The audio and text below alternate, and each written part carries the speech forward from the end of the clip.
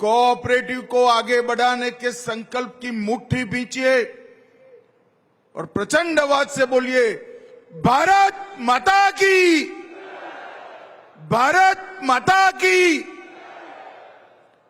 मंच पर उपस्थित मेरे मित्र और हरियाणा के लोकप्रिय मुख्यमंत्री श्रीमान नायब सिंह सैनी जी,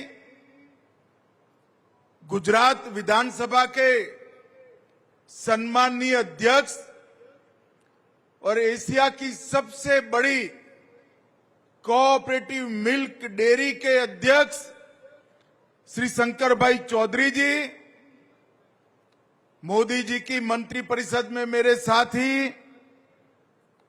राव इंद्रजीत सिंह जी, श्री कृष्णपाल गुर्जर जी,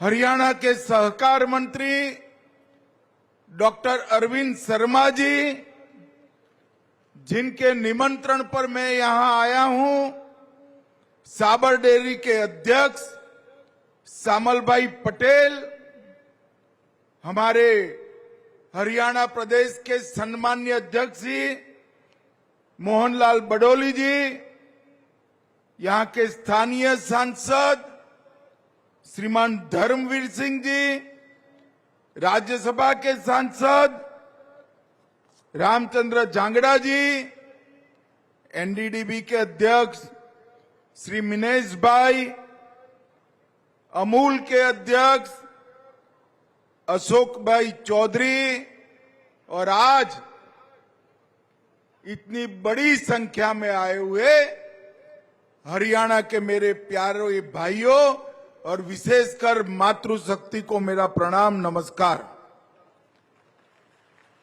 सबसे पहले हरि की इस भूमि हरियाणा को मैं प्रणाम करता हूं। यहीं पर श्री कृष्ण ने गीता को पहली बार गाया और विश्व को एक ऐसा तत्वज्ञान दिया जिसके आधार पर पलायन भाव के बगैर व्यक्ति ईश्वर से जुड़ सकता है, मोक्ष का रास्ता प्रशस्त कर सकता है। ये हरियाणा की महान भूमि को मैं बार बार प्रणाम करता हूं। मित्रों, ये भूमि मेरी सामने ढेर सारी माताएं बहनें बैठी हैं। मैं जब भी हरियाणा में आता हूं, हरियाणा की मातृशक्ति को विशेष प्रणाम करता हूं, क्योंकि हरियाणा में छोटा सा प्रदेश होने के बावजूद हमारी पैरामिलिट्री फोर्सेस और सेनाओं में सबसे ज्यादा अगर जवान किसी एक प्रदेश के हैं तो मेरे हरियाणा के।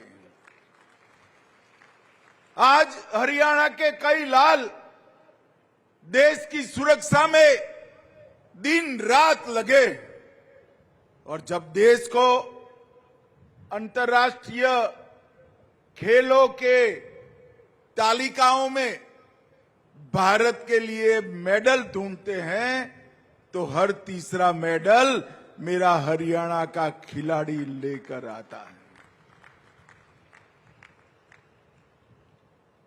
ये दोनों खेल और देश की सुरक्षा और देश का अनाज का भंडार बढ़ना, ये तीनों के लिए हरियाणा की मातृशक्ति को मैं विशेष रूप से प्रणाम करना चाहता हूं। मित्रों, आज सबसे पहले मैं नरेंद्र मोदी जी का पूरे देश के सहकारिता क्षेत्र की ओर से धन्यवाद करना चाहता हूं। इन्होंने सहकारिता मंत्रालय अलग स्थापना करने की मांग, सालों पुरानी मांग को भारत सरकार में सहकारिता मंत्रालय की स्थापना कर पूरा करने का काम किया है। और ये 4 सालों में सहकारिता मंत्रालय के माध्यम से देश की सभी राज्य सरकारों को साथ में लेकर सहकारिता मंत्रालय ने सहकारिता की नींव को पाताल से गहरी करने का काम किया है।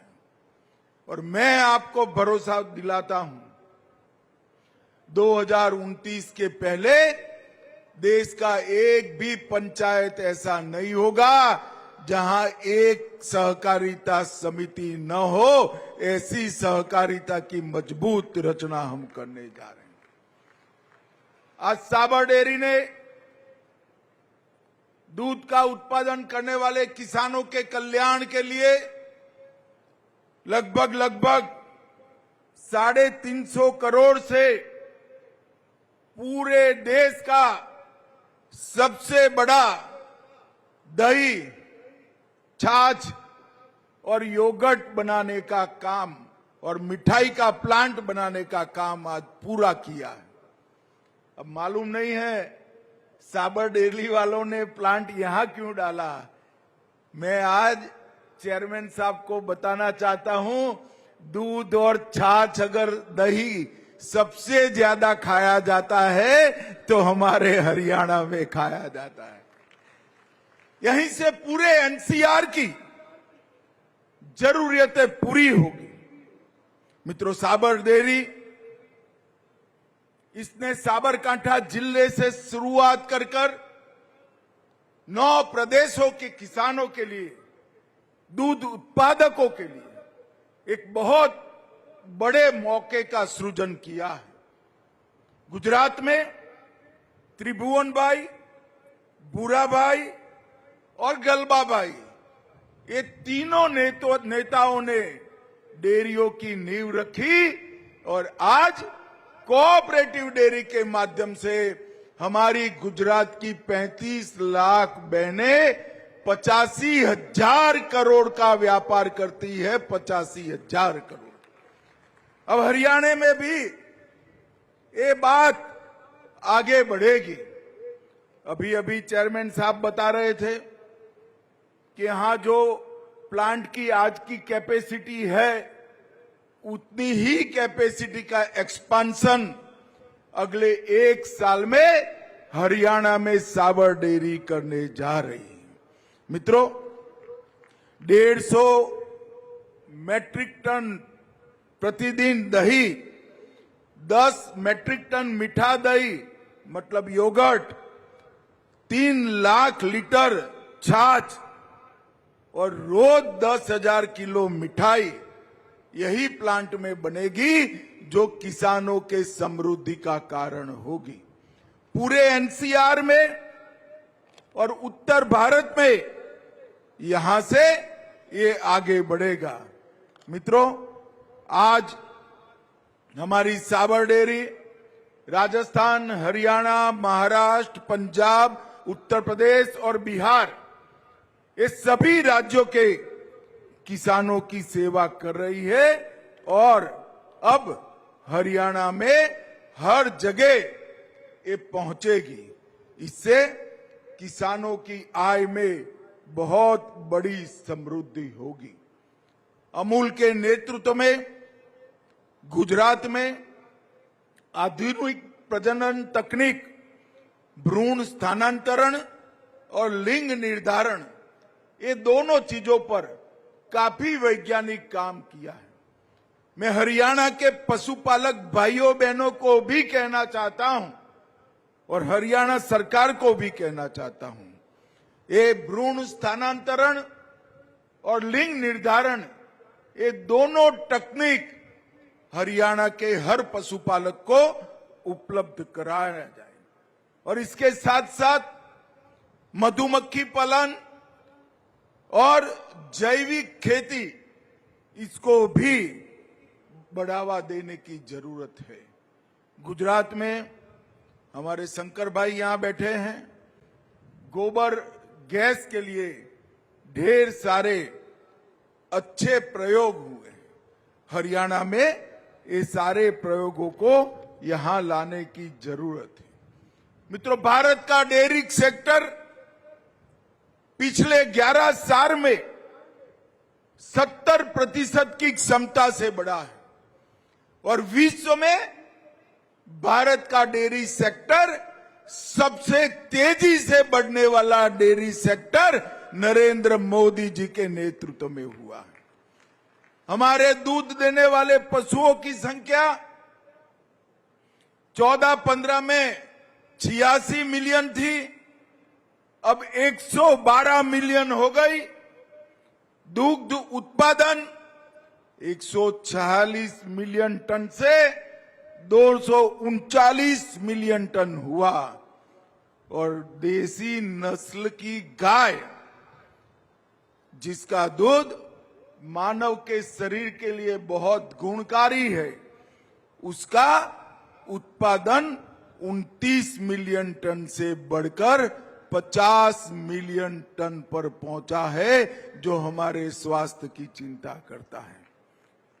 मित्रों, लगभग 8 करोड़ किसान अब डेयरी क्षेत्र से जुड़ गए हैं और दूध की प्रति व्यक्ति उपलब्धता जो पहले 124 ग्राम थी, इसको बढ़ाकर 471 ग्राम करने का काम हमारे किसानों ने किया। ये 11 साल में डेयरी सेक्टर ने ढेर सारे बदलाव हुए हैं और इसके कारण हमारा किसान समृद्ध हुआ है। हमारा हरियाणा प्रति व्यक्ति दूध उपलब्धता में 1 से 3 नंबर में हर साल रहता है और आज भारत, मेरी बात ध्यान से सुनना, भारत दुनिया का सबसे बड़ा दूध उत्पादक देश बनकर गौरव के साथ दुनिया के सामने खड़ा है।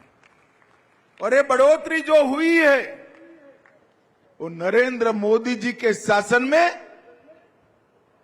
सातत्यपूर्ण नीति के कारण हुई।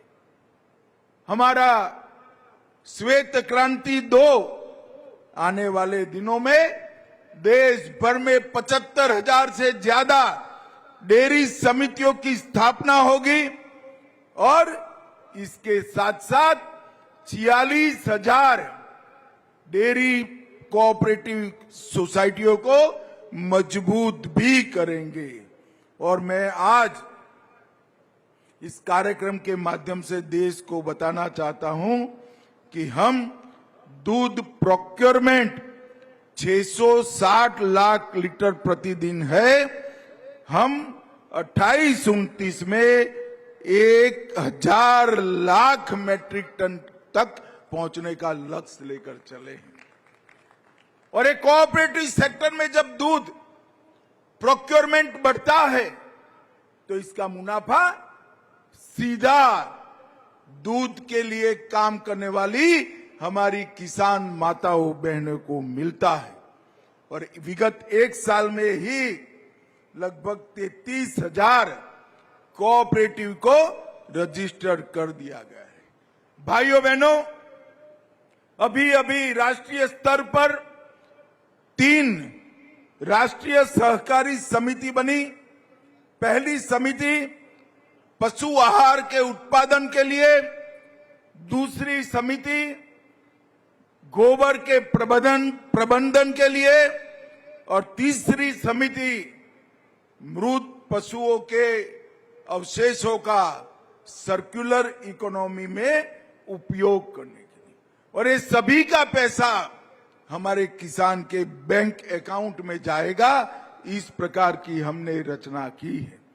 मोदी सरकार ने राष्ट्रीय गोकुल मिशन लाया, राष्ट्रीय कृत्रिम गर्भधान कार्यक्रम चलाया, animal husbandry infrastructure development fund की रचना की, राष्ट्रीय पशु रोग नियंत्रण कार्यक्रम चलाया और आगे पर हमारे दूध के उत्पाद हमारे पशु को स्वस्थ कर कर दुनिया भर में जाए, इसके लिए के रास्ते हमने सुनिश्चित कर दिए। मित्रों, आने वाले दिनों में हम डेयरी के संयंत्र को निर्माण की दृष्टि से भी आत्मनिर्भर बनना चाहते हैं। इसलिए एनडीडीबी और बाकी सारी डेयरियां बन मिलकर अभी जो संयंत्र निर्माण का काम है उसको भी 3 गुना कैपेसिटी एक्सपांशन का काम हम आने वाले दिनों में करेंगे। और दुनिया के सबसे आधुनिक प्लांट हमारे भारत में हो और उस पर रिसर्च और डेवलपमेंट का भी काम हो, इसकी भी व्यवस्था करेंगे। मैं आज साबर डेयरी के अध्यक्ष महोदय का हरियाणा की लाखों पशुपालक भाइयों बहनों की ओर से बहुत बहुत साधुवाद देना चाहता हूं, क्योंकि आपने हरियाणा में जहां दूध और दही पनीर खाने की परंपराएं हैं, हमारे पहलवान यहाँ का घी दूध और पनीर खाकर मजबूत रहते हैं, हमारे जवान भी मजबूत रहते हैं। वो सभी किसानों के लिए आपने ये नया संयंत्र लगाया, आगे इसको डबल करने का भरोसा भी दिया है और इसका मुनाफा भी किसान माताओं बहनों तक जाएगा, इसका मुझे पूरा भरोसा है। फिर से एक बार हरियाणा के लाखों किसानों को बहुत बहुत शुभकामनाएं और साबर डेयरी और अमूल का बहुत बहुत धन्यवाद। नमस्कार।